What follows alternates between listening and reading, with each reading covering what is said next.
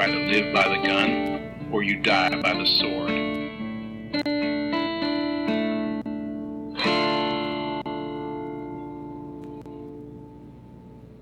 Welcome to the Good, the Bad, and the Weird MicroViews. I'm Nico. And I'm Chris. And today we have chosen, not really, well, I don't know how little or well known this movie is, but we decided to do an action blockbuster for something in line of what's coming up. Yes. We did Crank.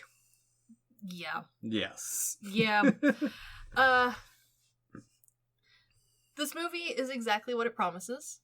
Yeah. I appreciate its straightforwardness. Much like many an action film, the script feels very much written like it was by a 13-year-old boy. Yep. But this 13-year-old boy had an older brother who was really interested in tits. I mean... And so the two of them collaborated and came up with this movie. I'm sure at 13 most boys are kind of interested in tits too. I would agree, but I would argue that the focus is a little bit more mature than 13. Yeah, just a little bit. Just a little bit. And for those who don't know, Crank is an action-adventure thriller bro movie about a... It's very bro. Dude who takes drugs, screws, and runs to keep his heart pumping after being injected with a poison. Yes. And it's basically him just trying to take his revenge while trying to stay alive. Yes. There is no scientific realism in this movie whatsoever. I appreciate that. Oh, yeah. About a third of the way in, not even half, a third of the way in, my roommate who accidentally watched this with me was like, you know, in reality, he would have died already. Yeah. And I was like, yeah, yeah, definitely. Yeah, that's the point.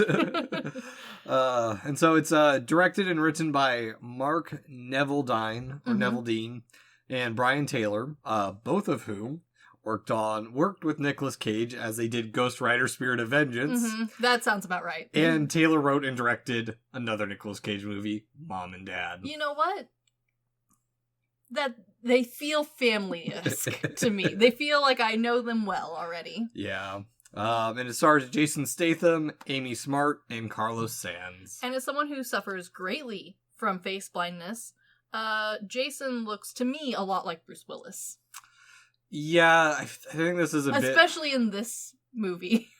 I guess I can see it. I mean, like I know his other works. Like, again, I love Fast and the Furious. I am well aware of who he is, but every time, especially when they are like young Bruce Willis and this man, their faces are kind of the same face to me. They're just generic white, yes, bald guy. One's British and one is dead at the end of Sixth Sense. Exactly. Yeah. Yeah, I will give him credit, though. According to the very limited sources that I could find for this, which is mostly the internet, I guess he did his own stunts for this. Yeah. Which is, I mean, good on ya. I did zero research on this. I just watched it and moved on with my day. I will admit, there wasn't a lot to research. No, not at all. And I think that's the point of these microviews is just like shoot shit about a And honestly, this movie, even if there had been research, this movie is one of those ones that you're going to have a fun time watching and like not care at all about the background knowledge of it. Like, and so like my thing with this movie too is it's one that's kind of come up every now and then because before this, I'd only seen part of Crank 2 because my buddy Wallace brought it over. Because of course there's a second one. Yeah. Well, so we started watching the second one because he's like, oh, you guys haven't seen this movie? And then like 20 minutes in, he's like, oh yeah, I don't feel like watching this. Turned it off and moved on to something else. And it's like, okay. So, I mean, I've known about these movies for probably about a decade now and never got around to getting to them. And like, I will give the writers credit. Like, the idea is cool for an action film. Yeah. Like, there's this poison that you have to keep your heart racing to, like, not die. That's a good action movie premise. I mean, what else could you want? You know, I will give it credit because in a, I guess, similar vein, it's another movie Nicolas Cage has been in called Prisoners of the Ghostland. Mm-hmm. It's about Cage who has a bomb strapped to his testicles and he has to go and complete a mission or he gets his dick blown off and he dies. Yeah. Movie is slow as shit and kind of boring. But the aesthetic. The idea. Exactly. The idea is solid. Exactly. Yeah, and like, let's be real. Like, action movies, there's not a lot of creativity to be had in the action movie world. No. Like, especially the bro action movies. Yeah, there's... there's only so many things that you can do with the bro franchise. And don't get me wrong, I am a lover of the bro franchise, but I will be the first to admit that there's kind of only really, like, 3 categories. Spy, car, and then not car, but on wheels. Well, don't forget Assassin. And spy. Yeah. Spy assassin. Fight Club kind of thing. Fight Club is one of the few ones that's, like, got its own little thing going. Yeah. And then there's, like, not a whole lot of, like, variety. Well, what I mean by Fight Club is, like, fighting movies. Like, specifically geared only about fighting. So, like, Bloodsport. Sure. Lady Bloodsport, which is a spiritual sequel and is just beautiful women beating the shit out of each other. What more could you want? A movie that's that, but with actual plot. That was the plot. I know. It's that whole anime plot. Plot is just the boob. Yes. Yeah. So, like, there's really not a lot of variety that you can inject. Because then you just move into a different franchise if you do. Oh, yeah. Add dragons, it's no longer action, it's action fantasy. That's not really a bro... Well, scratch that. I mean, you could probably consider, like, Your Highness a bit of a bro movie. Yeah, if you... From the right angle. Yeah. Yeah. But, I don't know.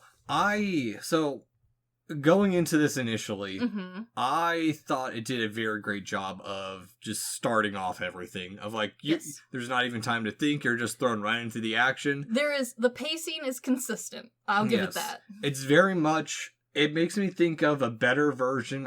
It feels like a little bit like a Little Trouble in Chinatown. Uh-huh. Where where instead of, like, him being completely lost, he's the guy and he's knowing where to go roughly. But they do a good job of actually explaining, like, the connections and everything as he's going along instead of, like, the whole summary of, like, who the hell is this? Yes. I also appreciate that as you're watching this movie, you don't really need to know what's going on. No. Because there is no, like, explanation. Each section is as if they thought of a new scenario and a logical person went, well, if I was trying to keep my heart rate up, I would fill in blank here. And so, like, you just kind of work through all of the scenarios eventually by the end of the movie. Yeah, it feels very much so like, I guess in a way, relating to video games a little bit. Did you ever play Beautiful Joe? No, I did not. Do you know of it? I think so. Okay, so it's like each stage is a different, like, theme of assassin, like, who they're involved with, of the it's a different theme of the seedy underground kind of thing. Yeah. But yeah, it's definitely, I mean, I will say it does have a little bit more going for it, I think, than, like, say along the lines of, like, Hitman. Yes. Where Hitman is just, he's done it, he's doing his shit. This movie, there is motivation behind what he's doing, why he's being targeted, and they do a good job of integrating that into the movie, but also just, like, briefly touching it and moving on with everything. Yes, like, somebody on the writing team thought a lot of stuff through, but that's not the point of the movie, and everyone was okay with that. Yeah. So, like, it works out. Like, you don't really have any questions at any point. No. You don't really have any plot points that you feel are, like, left wide open either. Yeah, no, and I think that's a sign of a technically good writing. Yes. But, like, good in the fact that it comes together. Yeah, like, the genre requires it to be bad. Yeah. But they thought it through.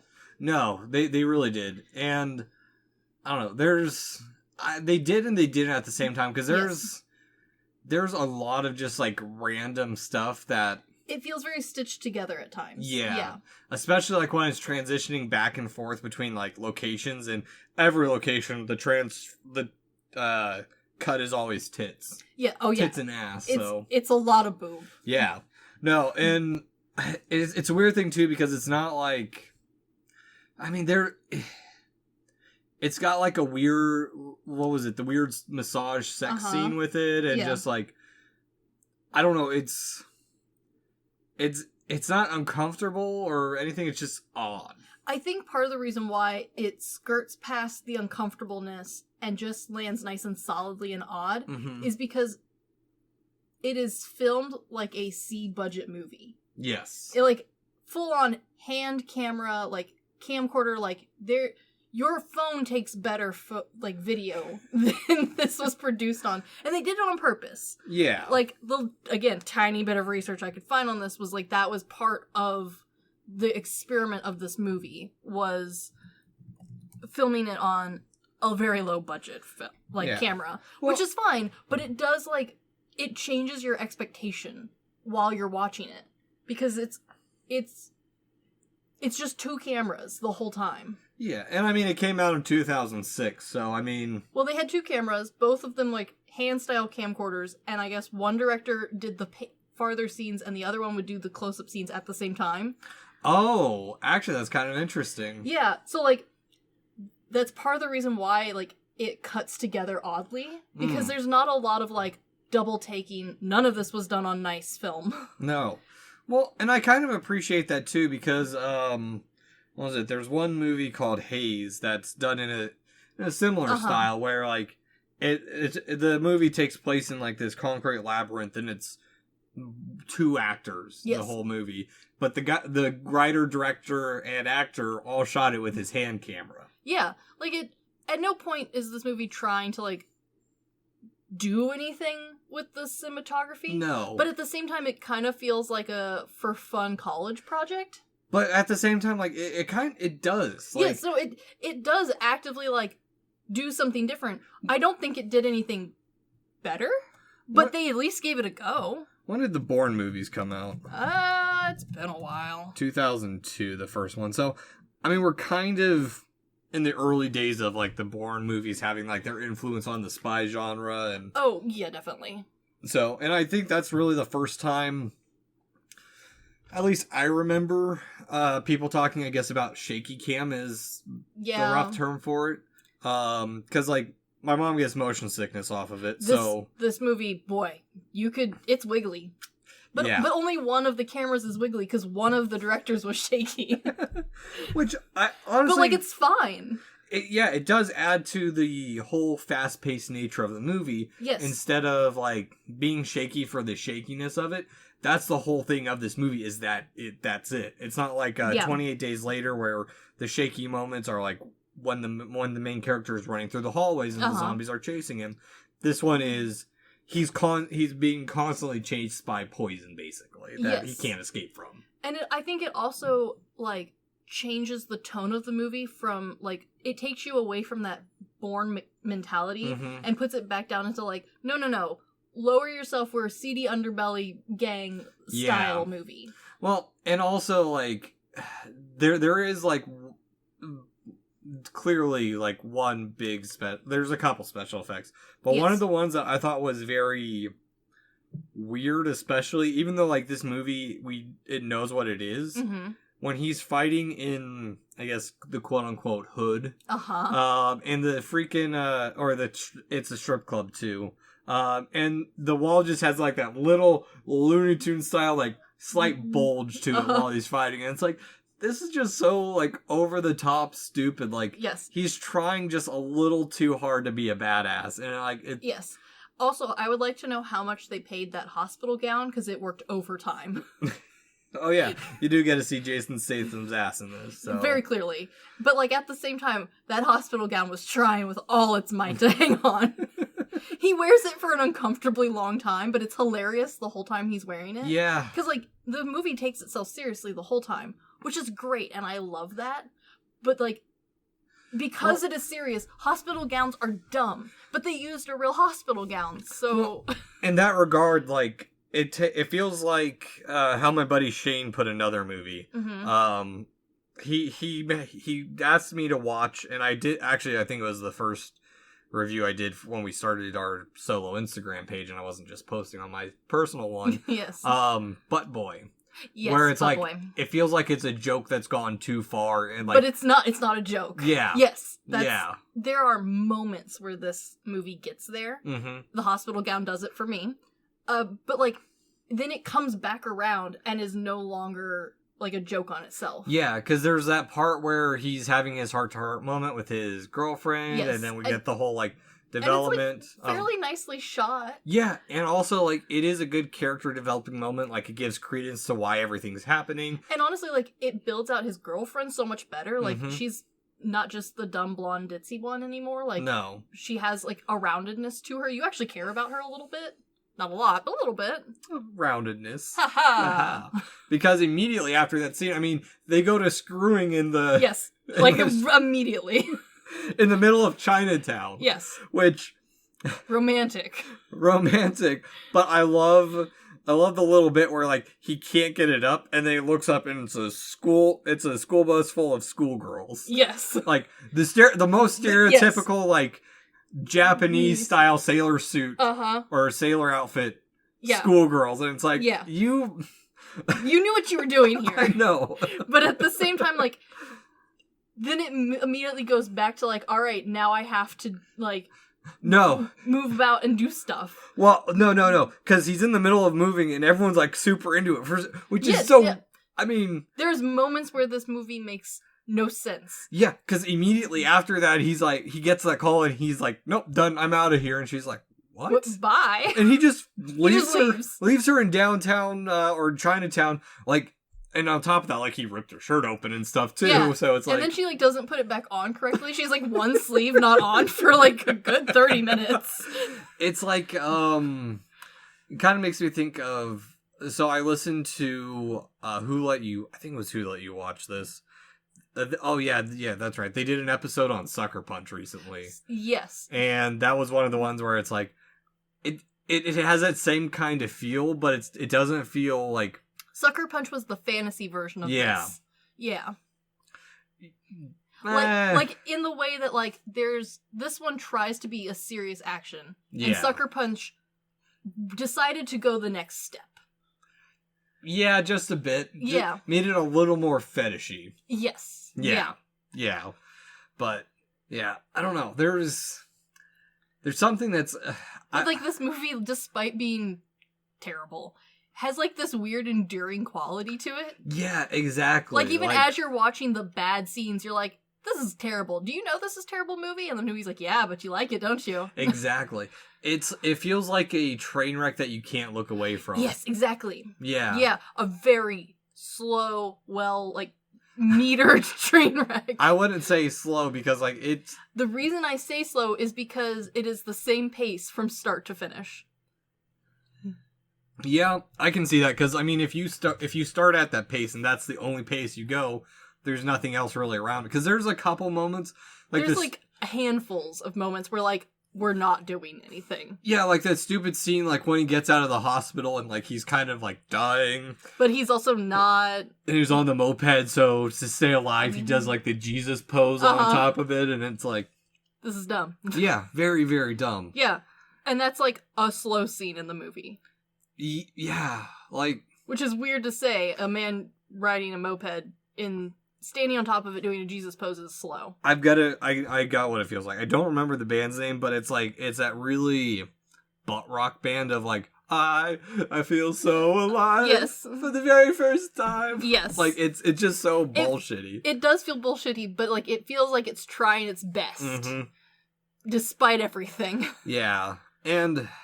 I don't know, do we want to talk about I mean, we're going to spoil some stuff here and there. I mean, it's... Also, like, there's not much to spoil with this movie. Because even, like, the plot is the whole thing. Yeah. Like, honestly, like, this is a movie that you could easily be like, it's on in the background. You have gotten up to go get popcorn, come back 30 minutes later, and you have not really missed anything. Yeah. Well, okay, so, I won't spoil the ending, but... What do you feel about, like, the grand conclusion of this movie? I don't care. Yeah, that's the exact same thing, too, is, like, it is just as stupid as the beginning. Yeah. And I think it's even... I think the ending is dumber than the rest of the movie, is the thing. Yes, I would agree with that.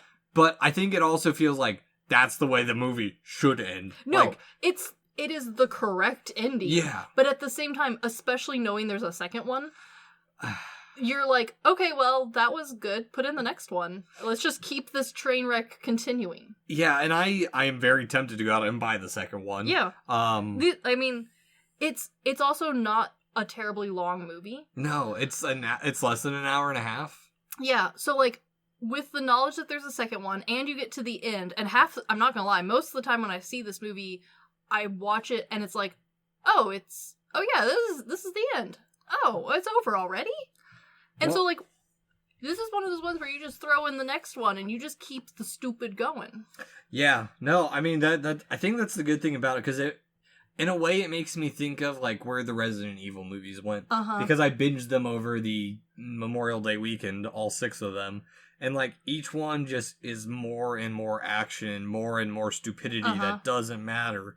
And it just, it's that exact same feeling of, like, it's a popcorn action movie. And it very much feels like a long weekend marathon of dumb movies. Like, this very much feels like it belongs in a lineup. It feels like it belongs with, like, a Chuck Norris kind of movie. Of, like all of your friends pick an action film that's dumb, and you all just watch all of them. This is in that group. That is a good movie night idea. Yeah. Everyone brings their own, and you just get through, like, 4 or 5 movies.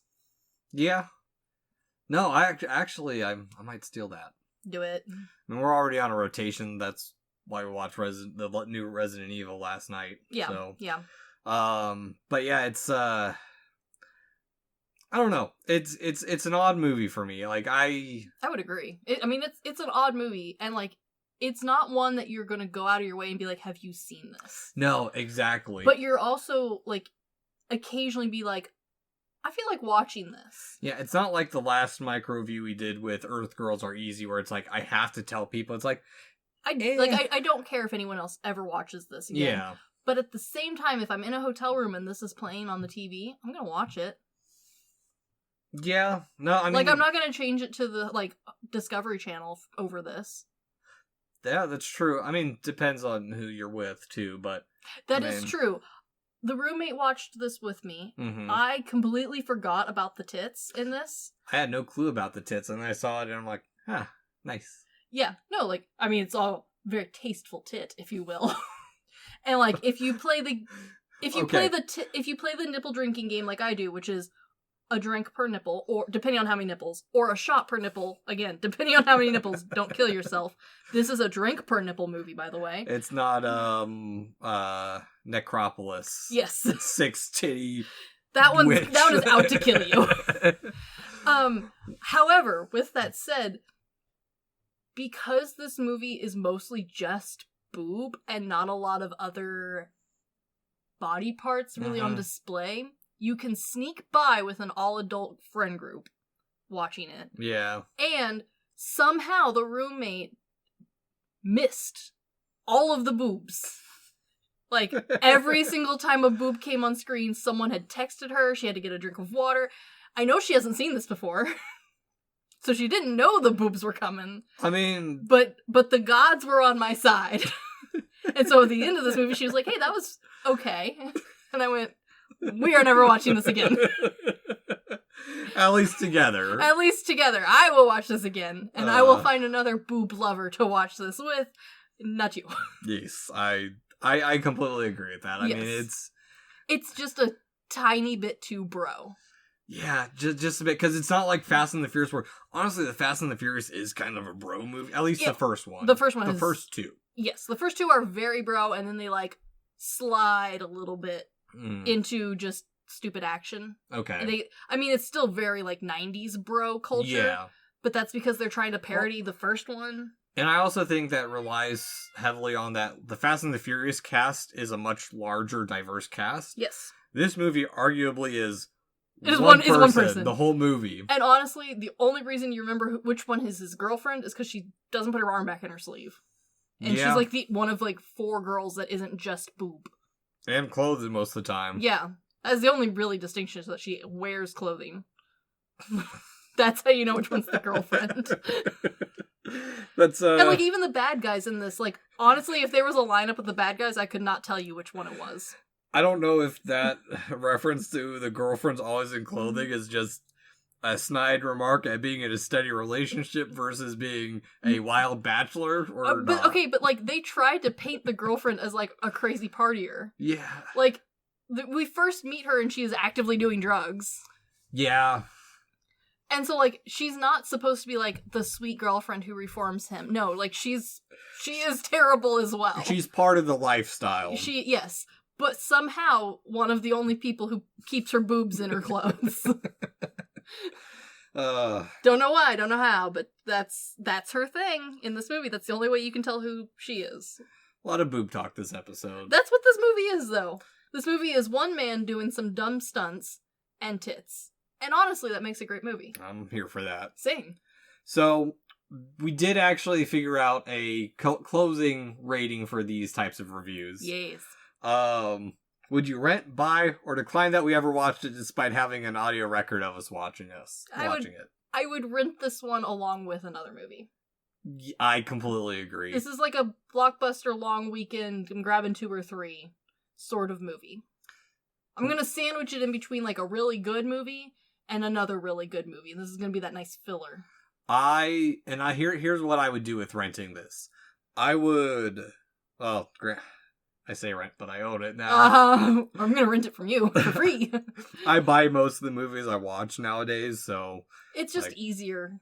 Yeah. Because honestly, like, even though the ones, like, we say rent, but because of who we are as people, we're gonna make someone watch this. Yeah, exactly. And so here's what I would do with renting, if I was to rent it, because that's the rating I'm gonna give it. I would rent it if I hadn't bought it. If you had a Blockbuster card still. / it's currently streaming on Amazon. If Blockbuster was a thing, would you rent it? Here's when I would watch it. I would watch it at the tail end of, like, either a really, really good movie, and something domestic to have on stupid to watch after a good deep foreign film. That'd be, yes, I could see that. Or, as you said, put it in the list of just dumb action movies for a whole weekend. Yeah. Like, this is a movie where if you have to get up, go get popcorn, or go to the bathroom in the middle of it, don't even bother pausing it. Just do it. Just get up, come back, be confused.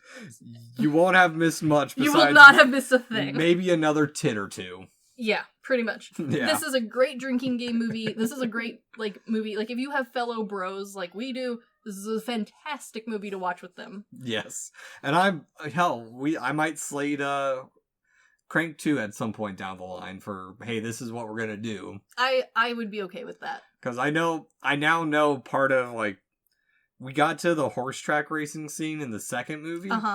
And that's about when my friend got bored with it. And honestly, I can understand being bored with this movie, but, like, again, this is a movie you have on and thus do other things while it is playing. Yeah. Have a board game. Play a drinking game. Randomly look up tits. Yeah, look at tits occasionally. But yes, Exactly. Charlie, I know you don't care too much. But anywho, this has been the Good, the Bad, and the Weird MicroViews. Thanks for listening. Peace.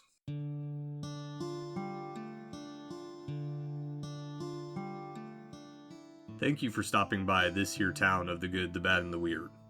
We appreciate your listenership, and if you want more of our takes in your life, feel free to check us out on social media at The Good, the Bad, and the Weird Podcast, or TGTBTW for short. As well, if we missed a fact, your favorite part of a movie, or just have a suggestion and want to reach out and say howdy, feel free to email us at tgtbtwpodcast@gmail.com.